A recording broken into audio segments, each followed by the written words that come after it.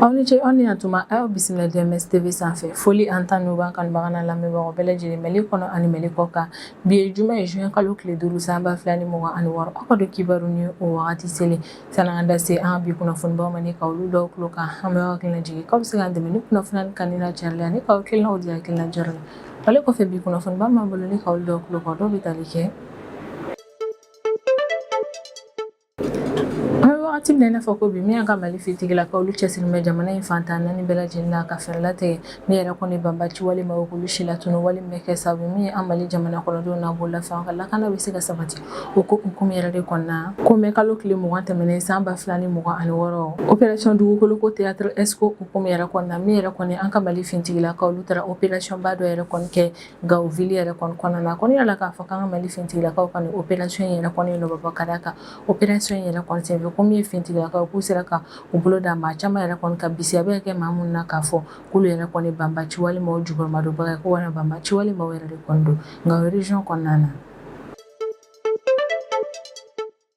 ni an ka Mali autorité halisa olu bɛ ka continuer ka décision baw yɛrɛ kɔni ta jamana in kɔnɔna na walasa ka se ka fɛɛrɛ latigɛ min yɛrɛ kɔni ye jamana in yɛrɛ kɔni ka lakana ko ye k'o sabati ka fɛɛrɛ latigɛ min yɛrɛ kɔni banbaci walima o ye ka dankari olu ka walijugu n'an ka jamana kɔnɔna na o ko hukumu yɛrɛ de kɔnɔna conseil des ministres yɛrɛ kɔni senfɛ araba tɛmɛnen juin kalo tile 3 san 2026 min yɛrɛ kɔni an ka Mali ministre olu ye décision baw yɛrɛ kɔni ta décision min na o y'a yira k'a fɔ ko moto belebeleba fɛn fɛn yɛrɛ kɔni bɛ yen nɔ ni ale janya yɛrɛ kɔni bɛ tɛmɛ 125 cm cube yɛrɛ kɔni kan ni o moto na telimani yɛrɛ kɔni bɛ o la aw jiniw fo ka taa se staniliw yɛrɛ kɔni ma ko ni moto kofɔlen nin yɛrɛ kɔni ko a feereli a sanni fo ka taa se a dili yɛrɛ kɔni ma maa o maa fu ani falaki yɛrɛ kɔni na Mali jamana kɔnɔna na ko o kɔni interdilen don san kelen kuntagala yɛrɛ kɔni kɔnɔna na ko fɛnɛ tɛmɛlen kɔfɛ ni moto kofɔlen nin yɛrɛ kɔni pièces yɛrɛ kɔni fɛnɛ feereli interdilen don Mali fantan naani bɛɛ lajɛlen na san kelen kuntagala kɔnɔna na ko wa ni san kelen yɛrɛ kɔni dafara n'ali san ka Mali autorité y'a ye k'a fɔ ko dɔ kan ka fara wagati yɛrɛ kɔni hakɛya kan ko dɔ bɛ se ka fara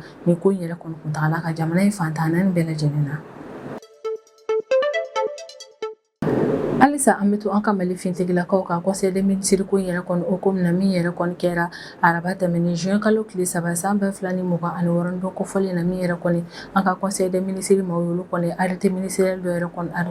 arrêté ministériel min yɛrɛ kɔni na b'a yira k'a fɔ ko min yɛrɛ kɔni moto belebeleba nin yɛrɛ kɔni ni o olu cɛriw sanili ninnu fo ka taa se aw jiniw yɛrɛ kɔni ma ko nin moto kofɔlen nin yɛrɛ kɔni bolili k'a sɔrɔ i tɛ dugubaw yɛrɛ kɔni kɔnɔna na ko interdilen don Mali fantan a naani bɛɛ lajɛlen na ko walasa i ka nin moto nin yɛrɛ kɔni boli ko f'i ka t'u boli yɔrɔ la yɔrɔ min yɛrɛ kɔni duguba kɔnɔna ko n'o tɛ n'i taara n'u ye yɔrɔ dogolenw yɛrɛ kɔnɔna ko kɔni interdilen don Mali fantan naani bɛɛ lajɛlen na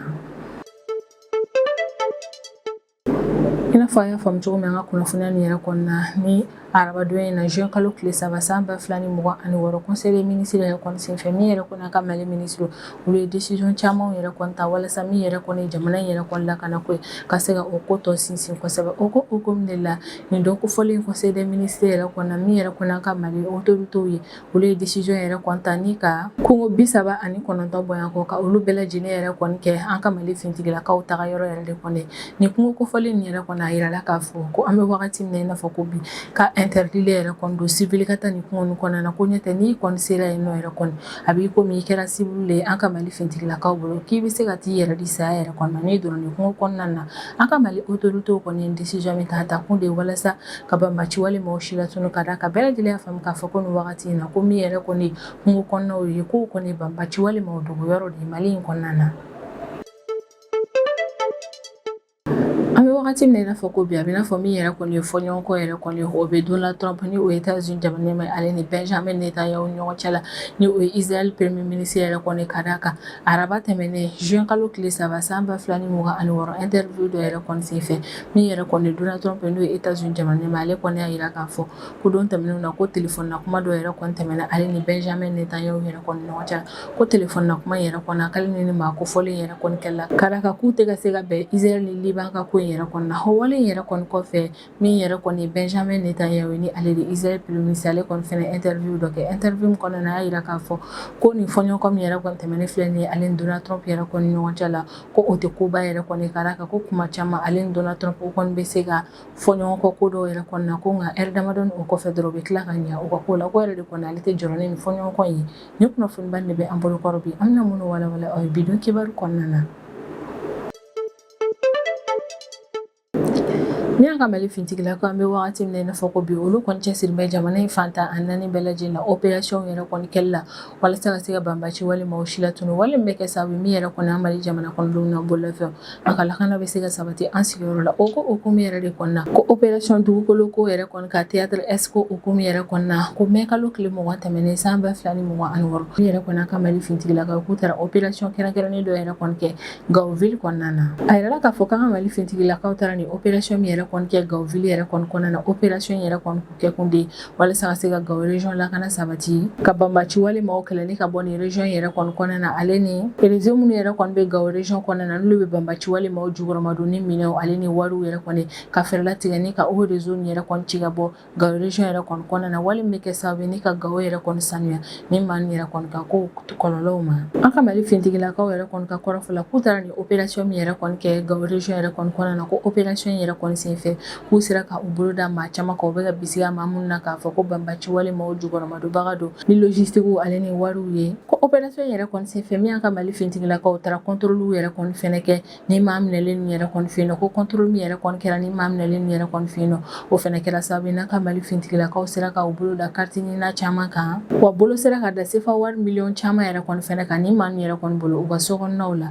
an ka Mali fintigilakaw ka ni contrôle ninnu senfɛ Gao région kɔnɔna na k'i n'a fɔ an ka sariya yɛrɛ kɔni b'a fɔ cogo min k'an ka Mali fintigilakaw yɛrɛ kɔni u bolo da ni maa minnu yɛrɛ kɔni ka ni opération yɛrɛ kɔni senfɛ ko maa ninnu bɛɛ lajɛlen yɛrɛ kɔni bilala Gao gendarmerie maaw ka brigade de recherche ye maaw yɛrɛ kɔni ka bolo kan walasa brigade de recherche maaw ka se ka sɛgɛsɛgɛli baaraw yɛrɛ kɔni kɛ cogo min ni maa minnu yɛrɛ kɔni minɛna min yɛrɛ kɔni jɔda kɛra min ye banbaaci walima o jukɔrɔmadonni na ka se ka o bɛɛ lajɛlen dɔn cogo min don n'a nataw la maa ninnu ni ɲɛ kelen min ka kan u ka se ka da u ka jamana in kɔnɔna na ko bolodala carte ɲinina baden minnu yɛrɛ kɔni ka ni opération yɛrɛ kɔni senfɛ ko carte ɲinina nin bɛɛ lajɛlen yɛrɛ kɔni dira Gao administration préfectorale maaw yɛrɛ kɔni ma walasa olu kan ka sɛgɛsɛgɛli baara minnu yɛrɛ kɔni kɛ nin fɛn yɛrɛ kɔni na u ka se ka o kɛ teliya yɛrɛ kɔni na ni opération yɛrɛ kɔni senfɛ min an ka Mali fintigilakaw ale ni an ka lakana tigilamaaw yɛrɛ kɔni ye olu kɔni bɛ ka yira Mali jamana kɔnɔdenw bɛɛ lajɛlen na k'a fɔ k'u cɛsirilen don ka baara kɛcogo ɲuman yɛrɛ kɔni na walasa ka jamana kɔnɔdenw yɛrɛ kɔni lakana ale ni ka fɛɛrɛ latigɛ bɛn ale ni basigi minnu yɛrɛ kɔni bɛ jamana in kɔnɔ na an ka Mali fintigilakaw lakana tigilamaaw bɛ ka yira k'a fɔ k'u pɛrɛnnen don ka baara kɛ a kɛcogo ɲuman na walasa ni bɛn yɛrɛ kɔni ni basigi yɛrɛ kɔni ka to an ka jamana fantan a 4 bɛɛ lajɛlen na araba tɛmɛnen juin kalo tile 3 san 2026 ko ye conseil des ministres an ka Mali jamana kɔnɔna na ni conseil des ministres yɛrɛ kɔni kɛra conseil des ministres ba ye an ka Mali jamana kɔnɔna na ka d'a kan conseil des ministres yɛrɛ kɔni senfɛ min yɛrɛ kɔni an ka Mali ministres ye olu ye décision caman yɛrɛ kɔni ta walasa ka se ka Mali jamana lakana yɛrɛ kɔni sabati o décision talen dɔw yɛrɛ kɔni na a kɔni yirala k'a fɔ ko nin don kofɔlen na min y'an ka Mali ministre k'u ye arrêté ministériel dɔ yɛrɛ kɔni adopté arrêté ministériel dɔ min yɛrɛ kɔni na a yirala k'a fɔ ko moto belebeleba ninnu fɛn fɛn yɛrɛ kɔni bɛ yen nɔ ni u janya yɛrɛ kɔni bɛ 125 cm3 walima minnu yɛrɛ kɔni ka ca ni o ye k'olu bɛɛ lajɛlen yɛrɛ kɔni feereli u sanni ale ni u dili maaw yɛrɛ kɔni ma fu ani falaki an ka Mali jamana yɛrɛ kɔni kɔnɔna na ko interdilen don san 1 kuntagala kɔnɔna na k'o fɛnɛ tɛmɛlen kɔfɛ ni ko ni moto kofɔlen nin yɛrɛ kɔni fɛnɛ pièces donni ni a feereli ko bɛɛ lajɛlen yɛrɛ kɔni interdilen don jamana in kɔnɔna na san 1 kuntagala kɔnɔna na ko wa ni san 1 yɛrɛ kɔni dafara ni min yɛrɛ kɔni an ka Mali autorité olu kɔni y'a faamu k'a fɔ ko dɔ ka fara ko in kuntagala kan ko dɔ bɛ se ka fara san 1 yɛrɛ kɔni fɛnɛ ka jamana in fantan 4 bɛɛ lajɛlen na an ka Mali autorité ka kɔrɔfɔla ni conseil des ministres yɛrɛ kɔni senfɛ k'u ye décision min yɛrɛ kɔni ta décision yɛrɛ kɔni ta kun tɛ walasa ka gɛlɛya bi jamana kɔnɔdenw yɛrɛ kɔni kan ko décision in ta kun yɛrɛ de kɔni walasa ka se ka jamana yɛrɛ kɔni ka lakana ko tɔ sinsin ko wa kabini arrêté ministériel yɛrɛ kɔni bɔra don min yɛrɛ kɔni na min yɛrɛ kɔni décision ye ale labaarali yɛrɛ kɔni daminɛna wa a bɛ labaara san 1 kuntagala kɔnɔna na ni san 1 yɛrɛ kɔni na min yɛrɛ kɔni an ka Mali autorité ye halisa olu ma wasa ni jamana yɛrɛ kɔni ka lakana ko lahalaya ye k'u bɛ se ka dɔ fara san 1 yɛrɛ kɔni kan tuguni hali n'a sɔrɔ an ka Mali autorité yɛrɛ kɔni décision yɛrɛ kɔni ta u n'a ta u ye kow nɔgɔya jamana kɔnɔdenw yɛrɛ kɔni bolo kɛrɛnkɛrɛnnenya la u ye kow nɔgɔya maaw bolo minnu yɛrɛ kɔni bɛ yen nɔ ko min yɛrɛ kɔni ni moto kofɔlen ninnu ye ko o feeretaw b'u bolo an bɛ wagati min na i n'a fɔ ko bi an ka Mali autorité yɛrɛ kɔni décision ta ni ka ɲɛsin o maa yɛrɛ kɔni ma k'e maa o maa bɛ an ka Mali jamana kɔnɔna na ni moto modèle ninnu yɛrɛ kɔni stock dɔw bɛ i bolo walima i y'a dɔw yɛrɛ kɔni commande kɛ ka ban o commande yɛrɛ kɔni bɛ sira la ne kana don an ka Mali jamana kɔnɔna na k'i k'a dɔn k'a fɔ ko tile 90 yɛrɛ de kɔni bɛ i bolo i ka taa nin fɛn nin yɛrɛ kɔni déclaration kɛ an ka direction générale du commerce de la consommation et de la concurrence maaw yɛrɛ kɔni ka yɔrɔ la ni o ye DGCC maaw ye komi yɛrɛ kɔni an ka Mali feere ni saniko ministère ale kɔni bɛna maa kɛrɛnkɛrɛnnen dɔw yɛrɛ kɔni sugandi walasa o maa kɛrɛnkɛrɛnnen yɛrɛ kɔni olu ka se ka taa contrôle yɛrɛ kɔni kɛ yɔrɔw la ko ni tile 90 in kuntagala yɛrɛ kɔni kɔnɔna na e maa o maa yɛrɛ kɔni bɛ yen nɔ k'i y'a dɔn k'a fɔ ko ni moto modèle ninnu bɛ i bolo i ma taa déclaration kɛ walima i y'a dɔn k'a fɔ k'i ye moto ninnu commande dɔw kɛ u bɛ sira la ka na i ma taa déclarer k'i k'a dɔn k'a fɔ ko ni tile 90 in tɛmɛna i ka komi yɛrɛ kɔni an ka Mali autorité ye moto fɛn fɛn b'i bolo k'u bɛ taa a bɛɛ lajɛlen yɛrɛ kɔni saisi ko fɛnɛ tɛmɛlen kɔfɛ e maa o maa yɛrɛ kɔni i bɔra ni kunnafoniya yɛrɛ kɔni kalama o n'a taw ta i y'i tulo ja ka fɛɛrɛ latigɛ ni ka ni moto kofɔlen ninnu ladon k'a feere jamana kɔnɔna na walima i ye moto ninnu yɛrɛ kɔni pièce feere jamana in kɔnɔna na k'i k'a dɔn k'a fɔ ko ni bolo dara i kan ko sanction bɛ ta ni k'i sɛgɛrɛ i n'a fɔ a fɔlen don sariya kɔnɔna na cogo min an b'a perepere latigɛ aw ye k'a fɔ ko ni moto kofɔlen minnu yɛrɛ kɔni feerelen ni a sanni ni interdilen don an ka Mali jamana kɔnɔna na bɛ wagati min na i n'a fɔ ko bi ko i n'a fɔ bɛɛ lajɛlen b'a kalama cogo min yɛrɛ kɔni moto kofɔlen ninnu ye an bɛ to ka olu ye an ka Mali fintigilakaw bolo ko min yɛrɛ kɔni bɛ an ka Mali fintigilakaw bolo ani an ka Mali fintigilakaw yɛrɛ kɔni bɛ minnu san k'olu yɛrɛ kɔni sen tɛ nin interdiction in na o b'a yira k'a fɔ ko min an ka Mali fintigilakaw olu bɛ se ka continuer ni ka ni moto kofɔlen ninnu yɛrɛ kɔni san nka min yɛrɛ kɔni ye jamana kɔnɔdenw ye a laɲininen don olu yɛrɛ de kɔni fɔ ka moto in feerelen ni a sanni yɛrɛ kɔni dabila jamana in kɔnɔna na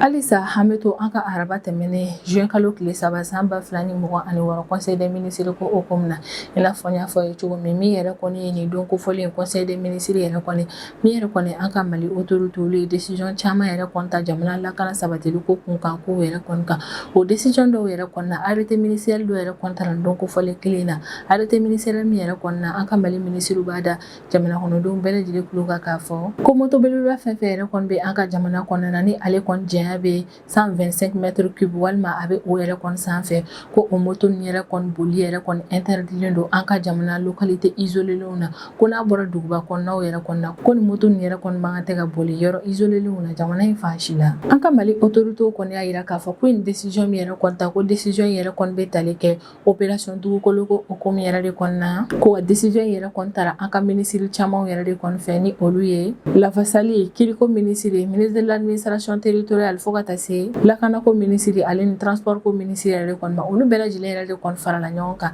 ni ka décision ba kelen yɛrɛ kɔni ta jamana yɛrɛ kɔni ka lakana sabatili ko kunkan ko la ni décision min yɛrɛ kɔni talen filɛ nin ye an ka Mali autorité yɛrɛ kɔni fɛ décision yɛrɛ kɔni walawalali kɔni tɛ dɔwɛrɛ o de ko min yɛrɛ kɔni ni moto belebeleba nin yɛrɛ kɔni ni olu yɛrɛ kɔni janya bɛ 125 mètres cubes bɔ walima ni a ka jan ni olu yɛrɛ kɔni k'olu boli yɛrɛ kɔni interdilen don yɔrɔ la yɔrɔ minnu tɛ duguba kɔnɔnaw ye ko district de Bamako région yɛrɛ kɔni chef lieu cercle fo ka taa se arrondissement yɛrɛ kɔni ma olu bɛɛ lajɛlen considérelen don an ka Mali jamana kɔnɔ i n'a fɔ ko duguba kɔnɔna o yɛrɛ de kɔni na e maa o maa yɛrɛ kɔni sigin bɛ nin yɔrɔ nin yɛrɛ kɔnɔ i k'a dɔn k'a fɔ k'i ka bolimafɛn bɛ se ka boli yen nɔ olu sen tɛ nin ko in yɛrɛ kɔni na ni décision yɛrɛ kɔni senfɛ min yɛrɛ kɔni an ka Mali autorité yɛrɛ kɔni u ye yamaruya di état ka représentant yɛrɛ kɔni ma région kɔnɔna na ko ni état ka représentant yɛrɛ kɔni y'a faamu k'a fɔ k'u ka région yɛrɛ kɔni kɔnɔna na ko lakana yɛrɛ kɔni ma sabati yen kosɛbɛ ko yamaruya bɛ u bolo u ka mesure yɛrɛ kɔni cari ni ka taa n'a ye u ka région yɛrɛ kɔni chef lieu dɔw cercle ou bien arrondissement dɔw yɛrɛ kɔni na ko yamaruya bɛ état ka représentant bolo région yɛrɛ kɔni kɔnɔna na